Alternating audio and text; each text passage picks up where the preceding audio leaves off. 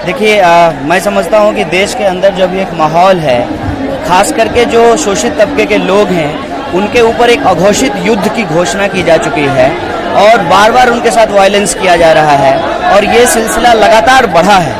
आप देखिए, चाहे वो ऊना की घटना हो, चाहे वो सहारनपुर की घटना हो, या अलग अलग इंस्टीट्यूशन में जिस तरीके से रोहित वेमुला के साथ हुआ, जिस तरीके से डेल्टा मेघवाल के साथ हुआ, जिस तरीके से मुथु कृष्णन के साथ हुआ, हम ये देख रहे हैं कि एक तरफ अल्पसंख्यकों को टारगेट किया जा रहा है, दूसरी तरफ जो दलित आदिवासी हैं उनके ऊपर हमला किया जा रहा है, और जो गरीब जनता है इस देश की, चाहे उसमें किसान हो या सीमा पे लड़ने वाले जवान हो, उनको आज हिंसा की आग में झोंक दिया गया है। हम समझते हैं यहाँ पे हमारा एजेंडा बिल्कुल क्लियर है। देश के अंदर ये अघोषित युद्ध बंद होना चाहिए, ये हिंसा रुकनी चाहिए और संविधान के हिसाब से सबको जो बराबरी का हक मिला है वो बराबरी के हक को अक्षुण्ण रखा जाए, उस पर कोई हमला बर्दाश्त न की जाए। पर देखिए, मैं बार बार इस पर स्पष्ट तरीके से कहा है कि मैंने सरकार को, स्टेट को, जो इंस्टीट्यूशंस हैं उसको ऑब्जेक्टिवली काम करना चाहिए। ये जो बाइसनेस है, उस बाइसनेस के चलते क्या होता है कि स्टेट मशीनरी फेल हो जाती है और जहां भी स्टेट मशीनरी फेल होता है वहां वायलेंस होता है। और इसका एक सीधा उदाहरण जो है आपको पूरे देश के अंदर दिखेगा कि स्टेट मशीनरी कहीं ना कहीं जस्टिस को डिलीवर करने में फेल हो रही है। वो जो है बाइस्ड है, उसके अंदर जो है एक भेदभाव की नीति है, एक खास कम्युनिटी के खिलाफ उसकी जो है मंशा रहती है और एक खास कम्युनिटी को अपना समर्थन देना चाहती है। जब तक इसमें ये स्टेट अपनी रिस्पॉन्सिबिलिटी को अकॉर्डिंग टू लॉ और अकॉर्डिंग टू कॉन्स्टिट्यूशन डिलीवर नहीं करेगी, इस तरीके का वायलेंस और काउंटर वायलेंस की स्थिति रहेगी।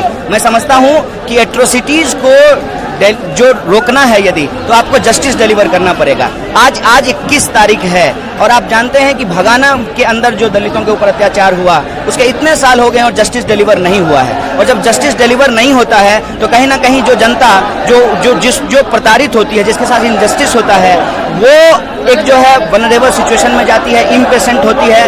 तो मैं समझता हूं कि ये स्टेट का पूरी तरह से फेलियर है और इस वायलेंस को रोकने के लिए जरूरी है कि स्टेट मैकेनिज्म ठीक से काम करे। और हम लोग बिल्कुल स्पष्ट तरीके से कहते हैं कि हम वायलेंस और काउंटर वायलेंस के समर्थक नहीं हैं। We are pro people. हम लोग जो है जस्टिस चाहते हैं। आपको लगता है कि कहीं ना कहीं इस पूरे मामले के पीछे जो सहारनपुर में हुआ कोई राजनीतिक हाथ है?